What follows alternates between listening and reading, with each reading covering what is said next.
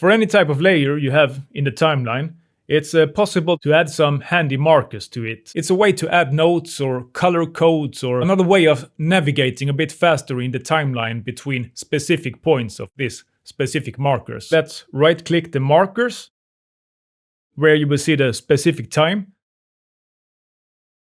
but also add if it shall last between a certain amount of time, plus add any comment to it and perhaps label it with a color, or you can also choose if you want it to be either a comment or as a segmentation marker. The former one here should be intended for comments or workflows, and the latter one will be for the ranges or for segments, according to Adobe at least. So the duration of a marker might be changed directly in the timeline by alt-clicking a marker and dragging it out to split.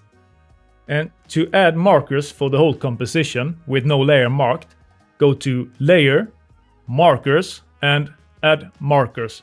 Or just press on this icon to the very right, and alternatively drag and drop it, giving us a kind of raising number in the comments automatically. Then we can right-click it and similar options will appear here. But instead of named as a comment or segmentation marker, we are presented by an option for so-called protected region instead. This literally means that this area will be protected no matter what. If you're changing, for example, if you do time remapping on the layer or if you change the duration of the layer, then anything outside of this area will be affected, but not the one in this protected zone. Adjust it with the right half of the marker and move the area with the left side of the marker. Going into a pre-made composition,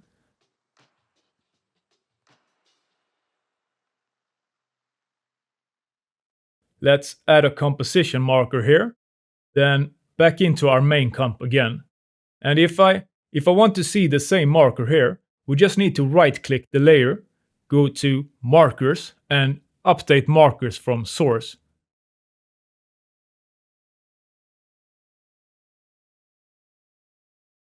Then last ones, if we right-click any marker, going directly to the marker, we can delete them or lock them.